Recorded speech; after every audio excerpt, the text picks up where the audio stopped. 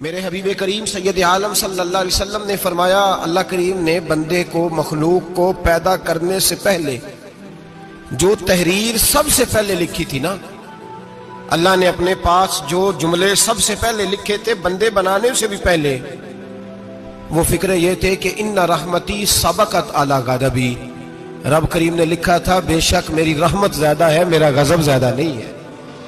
اس نے لکھا تھا کہ میری رحمت ہمیشہ میرے غضب پر غالب رہے گی، غلبہ رحمت کا ہے۔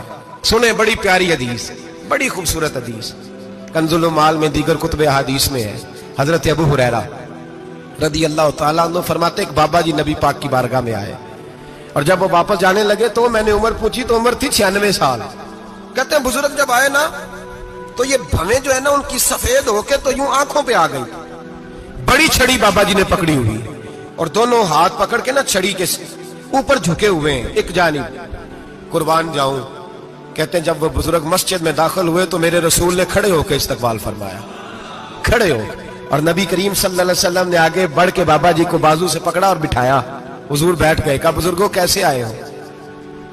تو کہتے ہیں وہ بابا جی بات کرتے تو آنکھ کھول کے پہلے حضور کا چہرہ دیکھتے، پھر وہ بات کرتے تو ان کے لب و لہجے کے اندر بڑی پریشانی، بڑی تکلیف، بڑی مایوسی۔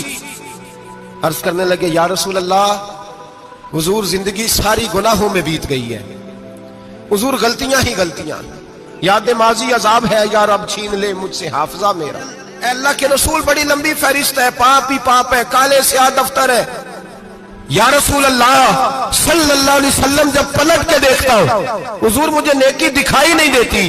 حضور اس عمر میں آپ کا ایک صحابی ملا ہے، اس نے بات سمجھائی ہے تو تھوڑا خیال آیا ہے، لیکن یا رسول اللہ صلی اللہ علیہ وسلم اب میرا وجود بیکار ہو گیا ہے، حضور بوڑھا ہو گیا ہوں۔ تین باتیں کہیں بزرگوں نے اور نرالی کہیں، کہنے لگے یا رسول اللہ صلی اللہ علیہ وسلم، حضور اب تو میری کمر بھی سیدھی نہیں ہوتی کہ میں نماز ہی صحیح ادا کر سکوں، بوڑھا ہو گیا ہوں۔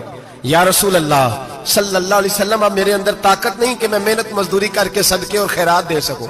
یا رسول اللہ صلی اللہ علیہ وسلم اب میں تلوار لے کے جہاد بھی نہیں کر سکتا، حضور نہ میں لمبی نمازیں پڑھ سکتا ہوں، آقا نہ میں صدقات و خیرات دے سکتا ہوں، محبوبہ نہ میں دین کے لیے کوئی جہاد کر سکتا ہوں، بیکار وجود ہے، بیکار بیکار وجود کو تو گھر والے برداشت نہیں کرتے، بچے دعا کرتے ہیں یا اللہ ابا جی کو پردہ دے دے، اماں کو پردہ دے دے، بیکار ہو گیا ہوں، اور آج آیا ہوں تو مجھ بیکار کو میرا رب قبول کر لے گا؟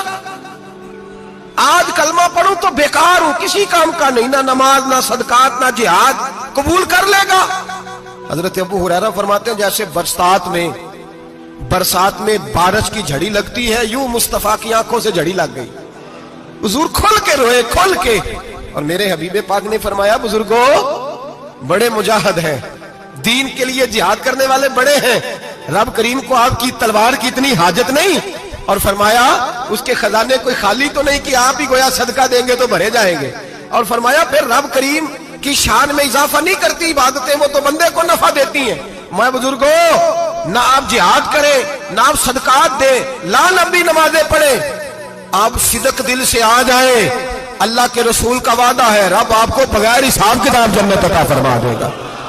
آنا تو شرط ہے کہ نہیں؟ آئیں تو صحیح، نہ پہنچے تو صحیح، آ جائیں، اس کو نہیں عادت صدقات و خیرات کی، جہاد کی، تبلیغ، آئے تو صحیح نا۔ ان العبد اذا اعترف ثم تاب تاب اللہ علیہ، میرے حبیب نے فرمایا بندہ جب رو کے کہتا ہے نا یا اللہ غلطی ہو گئی معاف کر دے، فرمایا میرا مالک اسے فوراً ہی معاف فرما دیتا ہے۔ تو آ تو صحیح، تو آتا ہی نہیں، تو آ ہی نہیں رہا، تو گھر میں بیٹھا ہوا ہے، تو سویا ہوا ہے، تو دکانداری کر رہا ہے، تو پیسے گن رہا ہے، تو آیا ہی نہیں، آ تو صحیح۔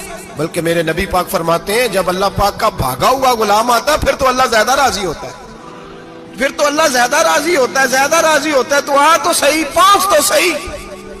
بلکہ صوفیاء تو اور بات کرتے ہیں، وہ کہتے ہیں تو کبھی بھول کے بھی رب رب کرے تو اللہ تو اسے بھی قبول کر لیتا ہے، بھول کے۔ ملا رومی کہتے ہیں بنی اسرائیل کا بندہ ہے، صنم پتھر کو کہتے ہیں، بت کو کہتے ہیں، بت کے سامنے کھڑا ہے اور ساری رات کہتا ہے یا صنم یا صنم یا صنم، اے پتھر اے بت، ساری رات پکارتا رہا، رات گہری ہو گئی، نیند کا غلبہ تھک گیا، سونے کے قریب آیا تو غلطی سے منہ سے نکل گیا یا صمد، یا صنم کی جگہ نکل گیا۔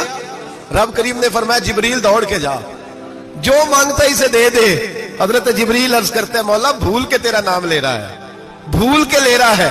تو رب کریم نے فرمایا چل نام تو میرا ہی لے رہا ہے نا, میرا لے رہا ہے نا یا اللہ. وہ اللہ کریم نے فرمایا جھوٹے کے سامنے ساری رات کا کھڑا ہے, ساری رات کا پکار رہا ہے, اسے کچھ نہیں ملا تو سچے کا نام لیا ہے. اگر میں بھی کچھ نہ دوں اور بت میں اور مجھ میں فرق کیا رہ جائے گا. جا جو مانگتا ہے جھولی بھر کے دے, نام تو لیا ہے نا. وہ بھائی تو بہانا تو بنا نا, وہ آ تو صحیح نا, تو یہاں آ جا, پہنچ جا, آ جا, بس بیٹھ جا.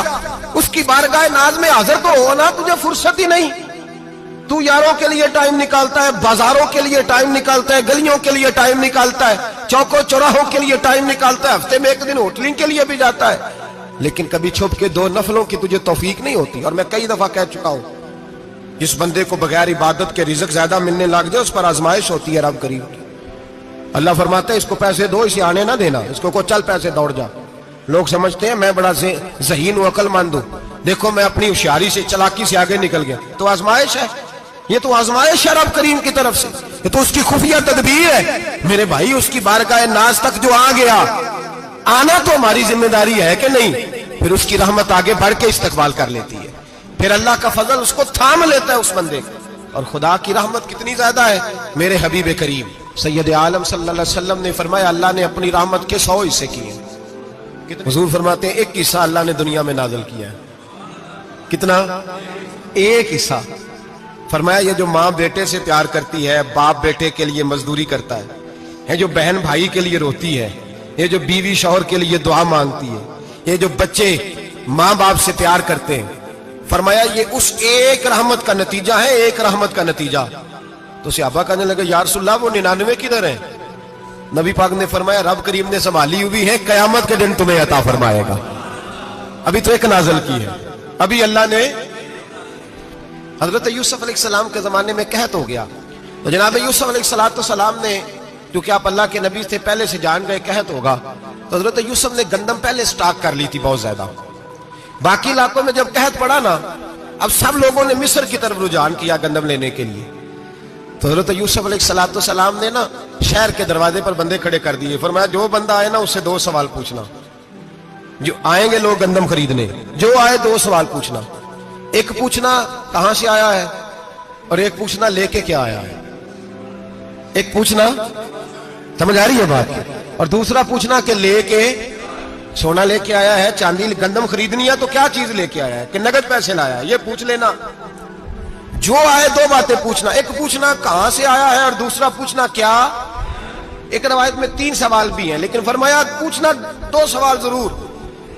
انتظار تھا نا بھائیوں کا کنان سے آنے والوں کا. فرمانے لگے سب سے 2 سوال پوچھنا, جب کنان والے آئے نا ان سے صرف اتنا پوچھ لینا کہ وہ کہاں سے آئے ہیں. اگر پوچھے نا کنان سے آئے ہیں تو پھر یہ نہ پوچھنا کیا لے کے آئے ہیں, پھر میں جب میں خود ٹٹول لوں گا وہ کیا لے کے آئے. باقیوں سے 2 سوال. جب میرے بھائی آئے نا, بھائی بھائیاں دے ویری ہوندے تے بھائی بھائیاں دیا باواں, جب میرے بھائی آئے تو ان سے یہ نہیں پوچھنا کہ وہ کیا, بس یہ پوچھنا کہ کہاں سے, اتنی بات پوچھنا, باقی میں پوچھ لوں گا. آپ فرمانے لگے رب بھی فرشتوں سے کہتا ہے تم قبر میں نا میرے بندوں سے زیادہ سوال نہ کرنا, بس یہ پوچھ لینا مجھے مانتے ہیں, میرے نبی کو مانتے ہیں. قبر میں تم اتنے سوال پوچھ لینا, باقی لے کے کیا ہے وہ میں خود ہی پوچھ لوں گا. فرشتوں کے سامنے رب کریم اپنے بندے کو بے آبرو کرنا, بس تو یہ بتا دے اللہ رسول کو مانتا ہے کہ نہیں. باقی جو تیرا حساب کتاب ہے نا, اللہ فرماتے ہیں میں قیامت میں کر لوں گا, میں پوچھ لوں گا اس کا کیا علاج کرنا ہے, بس تم اتنا بتا دو مجھے مانتے ہو, میرے رسول کو, میرے بھائی, میرے نبی کریم علیہ السلام. فرماتے ہیں جو بندہ توبہ کرنے والا تھا, اللہ کی بارگاہ میں آنے والا تھا, بار بار توبہ کرتا تھا, احساس رہتا تھا, اسے احساس تھا, آیا کرتا تھا, پھر بھی غلطیاں ہو گئی, قیامت کے دن رب کریم اپنے فضل کی چادر اس پہ ڈالے گا, فضل کی چادر ڈالے گا, اور رب کریم اس سے پوچھے گا یہ گناہ کیا تھا. اور نبی پاک فرماتے ہیں اس نے بڑے بھی گناہ کیے, اللہ چھوٹے چھوٹے گناہوں کے بارے میں پوچھے گا. یہ غلطی کی تھی, یہ گناہ, بندہ ڈر رہا ہے, وہ کہہ رہا ہے پتہ نہیں سزا کیا ملے گی, کیونکہ دنیا میں بھی ڈرتا رہا, یہاں بھی ڈر رہا ہے. شرط یہ ہے کہ احساس والا ہو, آتا رہو. پھر بھی غلطیاں ہو گئی, خیال کرتا تھا, محنت کرتا تھا, نیک ہونے کی جدوجہد کرتا تھا, کوتاہیاں رہ گئی. یہ گناہ کیا تھا یا اللہ بھول گیا تھا, یہ گناہ کیا اللہ مجھ سے غلطی ہو, یہاں بھی کیا تھا یا اللہ غلطی ہو گئی. نبی پاک صلی اللہ علیہ وسلم فرماتے چھوٹے چھوٹے گناہ اللہ دکھا رہا ہے, اور اسے کہہ رہا یہ کیا تھا مانتا جا رہا ہے۔ رب کریم فرماتا ہے پتہ ہے میں تیرے ساتھ کیا کرنے والا ہوں؟ ٹانگیں کانپ گئی، یا اللہ پتہ نہیں۔ فرمایا میں تجھے ان گناہوں کے بدلے نیکیاں دینے لگا ہوں، ان گناہوں کے بدلے نیکیاں۔ نبی پاک فرماتا ہے فٹافٹ ہی بول پڑا، کہنے لگا یا اللہ میں نے تو بڑے بڑے گناہ بھی کیے، اگر تو نے گناہوں کے بدلے نیکیاں دے دیا تو میرے تو بڑے بڑے پاپ بھی ہیں، وہ دوسرے کدھر ہیں؟ تو میرے حبیب کریم علیہ الصلوۃ والسلام فرماتے ہیں رب مسکرائے گا جو رب کی شان کے لائق ہے۔ اللہ فرمائے گا تیرے دل میں احساس تھا، تو آیا کرتا تھا، تو توبہ کرتا تھا، تو میری بارگاہ ناز میں آتا تھا، پتہ تیرے اوپر چادر کیوں ڈالی ہے؟ یا اللہ نہیں، فرمایا میں تجھے اپنی رحمت کی چادر میں چھپا کے جنت میں داخل کرنا چاہتا ہوں۔ میرے بھائی تو آ تو صحیح، تو پہنچ تو صحیح۔ میرے نبی کریم علیہ الصلوۃ والسلام نے ایک دن صحابہ سے پوچھا ایک بات تو بتاؤ، بخاری مسلم کی حدیث ہے، یا رسول اللہ پوچھئے۔ نبی پاک صلی اللہ علیہ وسلم نے فرمایا اگر کوئی آدمی صحرا میں سفر کر رہا ہو، بہت بڑا صحرا ہو، اونٹ پر اس کا سفر ہو اور اس نے اونٹ پر کھانے پینے کا سامان باندھا ہو، پیسے بھی رکھے ہو، پانی بھی رکھا ہو، تھک گیا سفر کرتا کرتا، درخت کی ایک ٹہنی کے ساتھ اونٹ کی نکیل باندھی اور درخت کے نیچے لیٹ گیا آرام کرنے کے لیے۔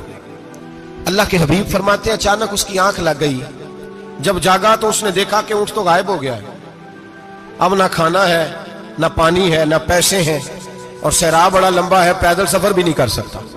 تھوڑا سا ڈھونڈا، پھر موت کا انتظار کرنے لگا، سوچنے لگا اب موت آئے گی، اب مر جاؤں گا۔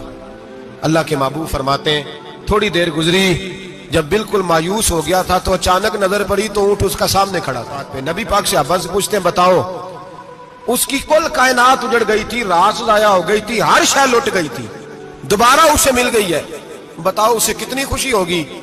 صحابہ کہنے لگے یا رسول اللہ نئی زندگی مل گئی اس بندے کو، وہ ساری دنیا سے زیادہ راضی ہے۔ تو میرے کریم رسول صلی اللہ علیہ وسلم نے فرمایا رب کریم کا نافرمان بندہ جب اس کی بارگاہ میں آ کے توبہ کرتا ہے تو اللہ اس سے بھی زیادہ راضی ہو جاتا ہے۔